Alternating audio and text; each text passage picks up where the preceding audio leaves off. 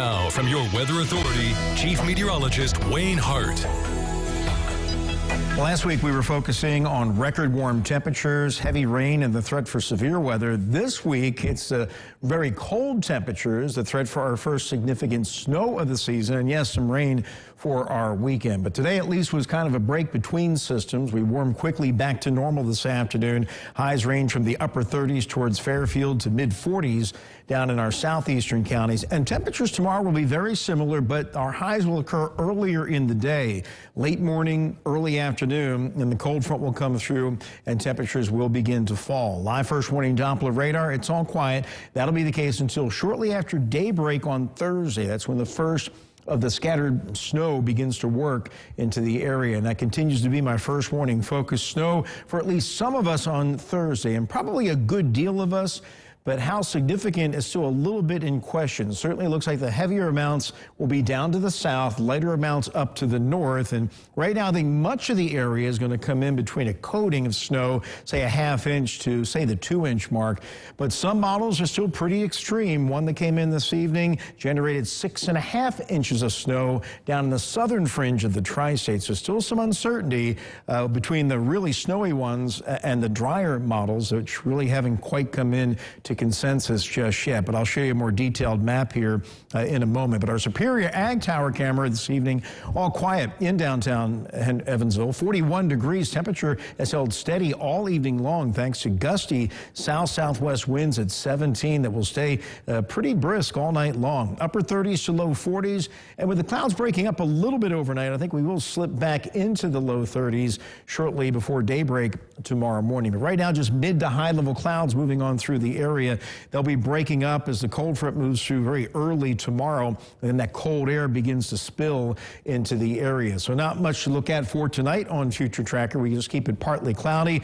Dry cold front comes through. Our high temperatures will be late morning, early afternoon, upper 30s to mid-40s. Really a lot like today, forecasting 41 in Evansville, but falling off in the afternoon. And then tomorrow night, the clouds begin to thicken up as that Alberta Clipper moves in from the northwest. At the same time, the bitter cold air really begins to filter into the area. We're going to start Thursday in the upper teens, and then it will be a mostly cloudy and frigid day and a breezy one. So it's going to feel like it's in the teens as scattered snow begins to move in after daybreak. I think the morning drive should be okay if the timing holds the way it looks right now. Our Future Tracker model is still one of the drier ones. It just updated, and it keeps most of the snow scattered in our southern counties. But as I mentioned, another model that just came in an hour ago, much heavier than this. So we still need about another 24 hours to hopefully get a little more consensus here. But we'll basically see that snow break out after daybreak in the morning and end late in the afternoon.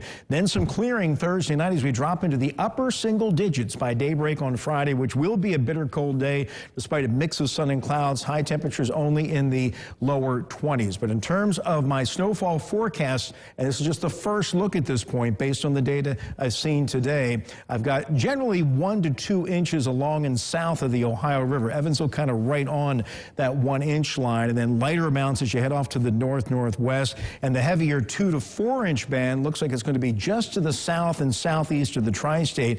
But if the heavier guidance begins to win out, I may have to bring that back a little farther to the north here and raise amounts. But again, in general, I think about 1 to 2 along and south of the river. This would be enough for a winter weather advisory for at least a good deal of the tri-state on Thursday. So partly cloudy and windy overnight, 29 to 33. Partly cloudy, windy, and turning colder tomorrow. Late morning, early afternoon highs, upper 30s to mid-40s. 7-day forecast, we have the snow alert for some accumulating snow on Thursday.